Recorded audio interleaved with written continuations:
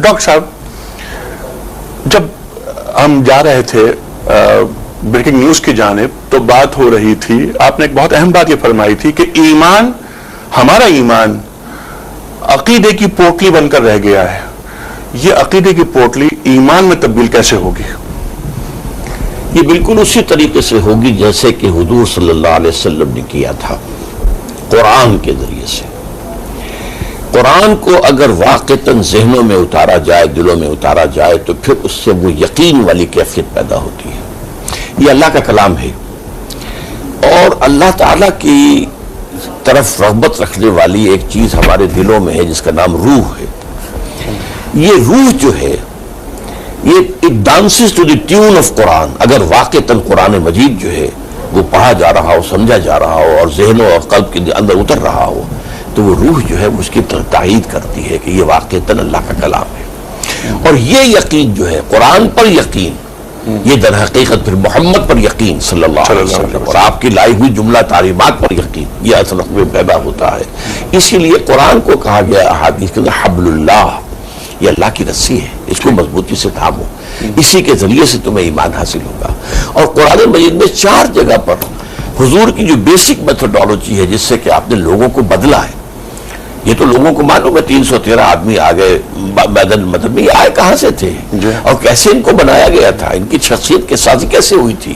وہ عمل 4 دفعہ آیا ہے، یتلو علیہم آیاتہ ویزکیہم ویعلمہم الکتاب والحکمہ. اور یہ دعا ابراہیم ہے، دعا ابراہیم کا بھی ہے، اور اس کے بعد یہ کہ 2 مرتبہ اور آیا. ایک دفعہ دعا ابراہیم میں الفاظ آئے ہیں، ایک دفعہ پھر اس دعا کی قبولیت کے اعلان میں آئے ہیں، پھر سورہ آل عمران میں آئے ہیں، پھر سورہ جمعہ میں آئے ہیں. 4 دفعہ یہ قرآن کے گرد گھوم رہا ہے سورہ پروسیس تلاوت آیات سے.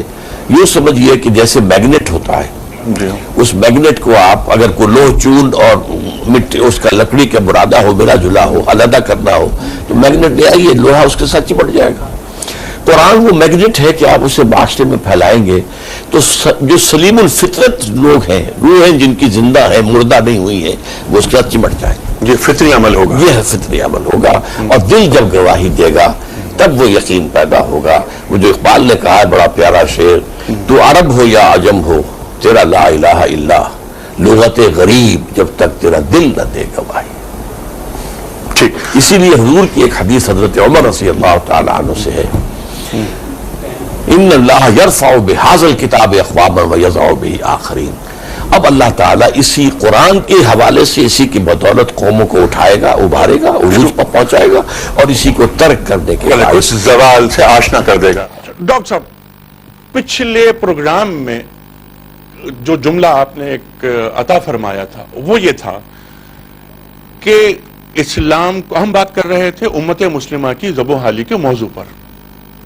آپ نے فرمایا کہ اسلام کو بھی زوال آیا اور امت مسلمہ کو بھی زوال آیا. اچھا، ہم جو لرننگ ہے ہماری وہ یہ کہ امت کو تو زوال آ سکتا ہے، امت کی تو نشت ثانیہ ہو سکتی ہے، لیکن اسلام جس کی حفاظت کا ذمہ اللہ تعالیٰ نے لیا ہے، یہ تو ہو سکتا ہے کہ نفس دین میں کوئی آمیزش ہو جائے، لیکن اسلام کو زوال کیسے؟ احمدہ واصلی علی رسولہ الکریم. سب سے پہلے تو میں اپنی اسی بات کو دہراؤں گا کہ امت کا عروج اور زوال ایک مختلف فینومینن ہے، اور اسلام کا عروج و زوال ایک مختلف فینومینن ہے. یہ دونوں چلے تھے ساتھ. مسلمانوں اور اسلام دونوں کا عروج ہجرت مدینہ سے شروع ہوا، اور دونوں اختتام خلافت راشدہ تک ساتھ ساتھ آگے بڑھتے رہے. خلافت راشدہ کے خاتمے کے ساتھ ہی اسلام کا زوال شروع ہوا ہے. میں اس کے بارے میں ذرا بعد میں آؤں گا. لیکن امت مسلمہ وہ آگے بڑھتی چلی گئی عروج کی طرف. عظیم مملکت ہے قائم ہوئی ہے دور بنو امیہ میں، پھر اس سے بھی آگے دور بنو عباس میں. تو یہ جو عروج و زوال ہوا ہے مسلمانوں کا، یہ 2 دفعہ عروج 2 دفعہ زوال ہو چکا ہے. اور اس کے لیے جو کلید مجھے ملی تھی اس پورے پروسیس کو سمجھنے کے لیے، وہ حضور کی ایک حدیث ہے صلی اللہ علیہ وسلم. حضرت عبداللہ ابن عمرو بن العاص رضی اللہ عنہما سے مروی ہے، ترمذی شریف کی روایت ہے، لَيَأْتِيَنَّ عَلَىٰ أُمَّتِي مَا أَتَىٰ عَلَىٰ بَنِي إِسْرَائِيلَ حَزْوَ النَّعْلِ بِالنَّعْلِ.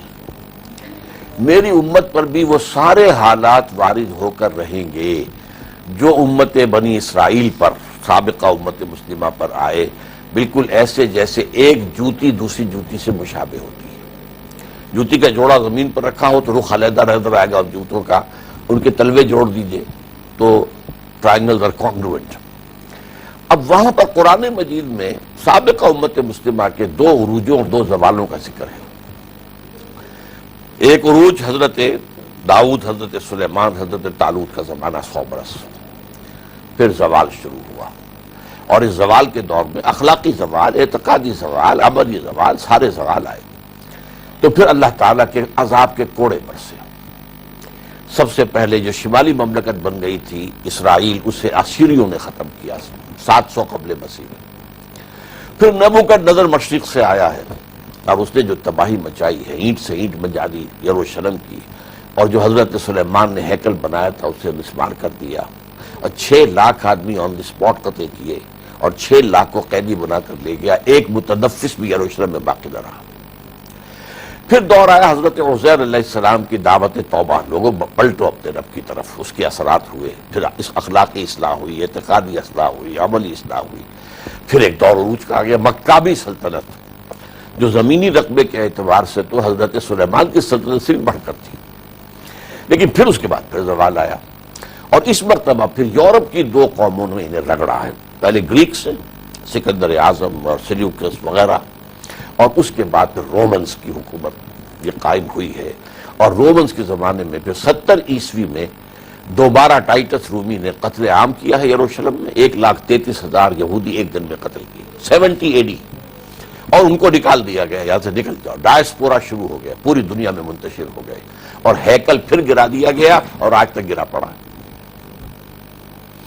اب دیکھیے مسلمانوں کا پہلا عروج عرب کی زیر قیادت، حضور بھی عرب تھے صلی اللہ علیہ وسلم، اور صحابہ عرب تھے، عربوں کی زیر قیادت۔ مسلمانوں کا یہ عروج جو ہے یہاں تک پہنچا ہے کہ سلطنت جو ہے بنو عباس کی، اس سے بڑی کوئی سلطنت اس دنیا میں تھی نہیں، روشنی بھی تھی، علم بھی تھا، اور ساری چیزیں جو ہیں ہر چیز اعتبار سے، یہودی بھی آ رہے ہیں، عیسائی بھی آ رہے ہیں، علماء ادھر سے آ رہے ہیں، دانشور ادھر سے آ رہے ہیں، وغیرہ وغیرہ۔ پھر زوال شروع ہوا۔ اس زوال کی پھر انتہا کیا ہے؟ عجیب کاپی، کاربن کاپی ہے۔ پہلے شمال سے جیسے اشوری آئے تھے یہودیوں پر، ہم پر آئے کروسیڈرز، لاکھوں مسلمان قتل ہوا ہے، لاکھوں۔ جو یروشلم میں قتل عام کیا تھا کروسیڈرز نے، اس کا تو ذکر کرتے ہوئے یورپین شرماتے ہیں، اور 88 برس تک یروشلم پر عیسائیوں کا قبضہ رہا ہے، فار لانگ 88 لانگ ایئرز، اور اس کو واپس لینے والے بھی عرب نہیں تھے، وہ کرد خون تھا، وہ کہ جو صلاح الدین ایوبی رحمۃ اللہ علیہ کا تھا۔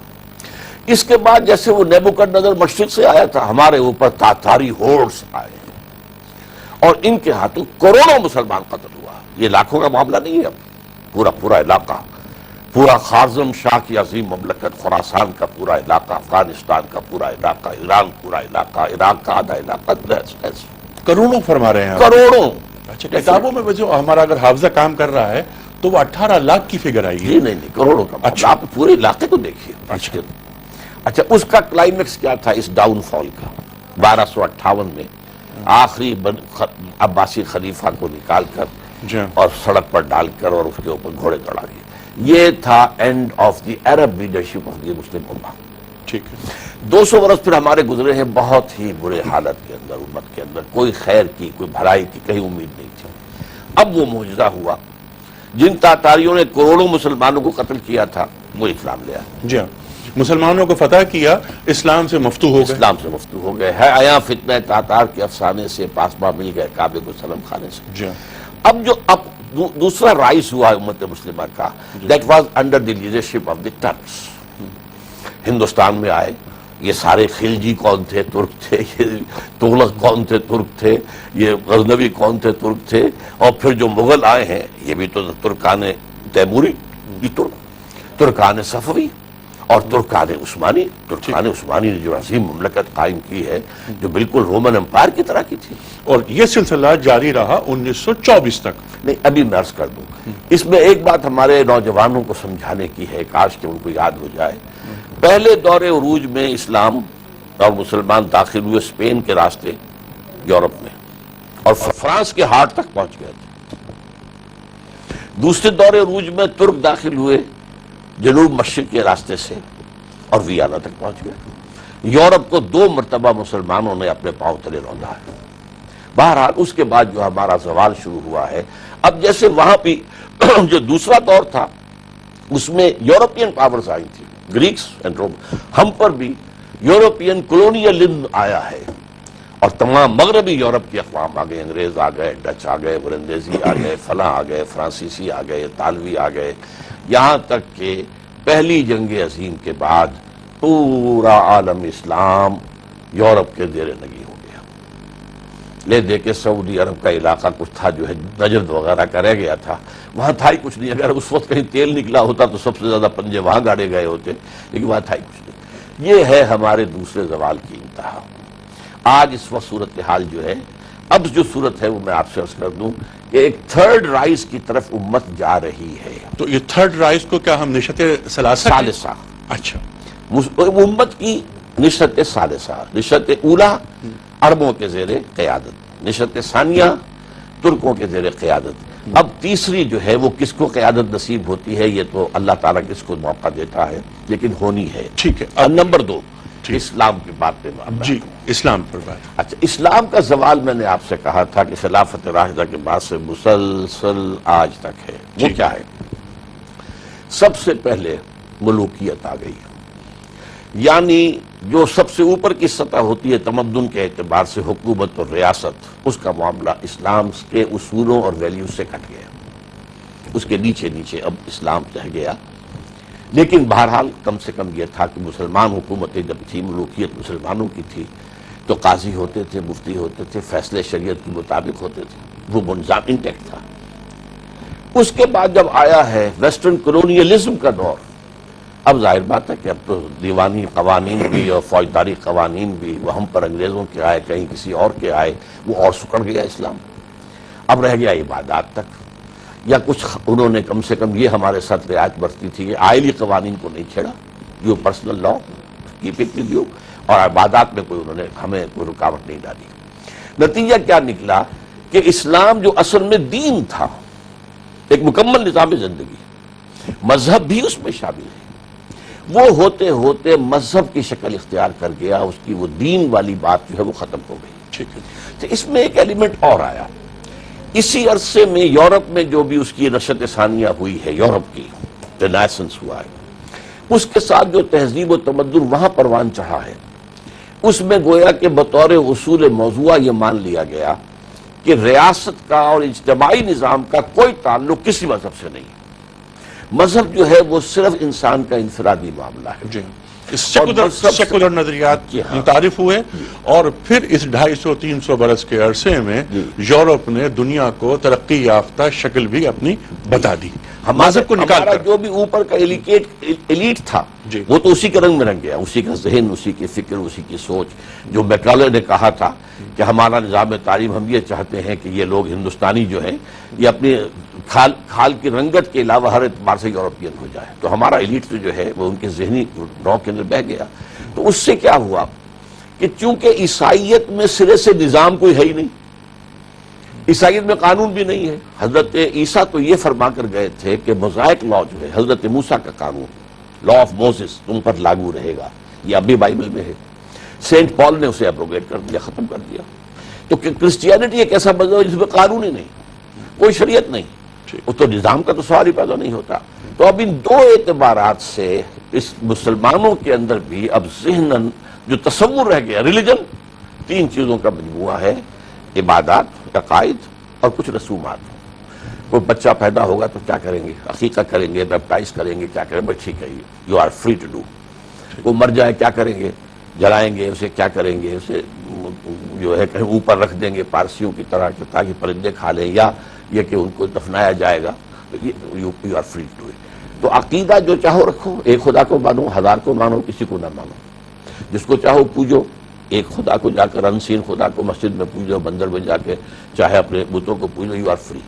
ریچولز پیدائش کے، شادی کے، موت کے، جو چاہو کر۔ باقی آف دی لینڈ یہ تو اصل میں اب لوگ مل کر حاکمیت عوام کی، سیکولرزم اور اس سیکولرزم کا جو اصل حصہ ہے اجتماعی نظام، اس میں حاکمیت عوام، وہ ان کے نمائندے بیٹھ کر طے کریں گے، قانون وہ بنائیں گے. جبکہ ہمارا جو جبکہ اسلام میں ہاں یہ کہتا ہے کہ حاکمیت جی اقتدار اسلام اعلیٰ. میں، بلکہ میں عرض کروں اسلام میں 3 جمع 3 چیزیں ہیں. ٹھیک ہے ڈاکٹر صاحب، عقیدہ بھی ہے، یہی بات آگے چلے گی. ایمان. اس وقت ہمیں ڈاکٹر صاحب جانا ہے بریک کی جانب. خواتین حضرات آتے ہیں ایک چھوٹے سے بریک کے بعد.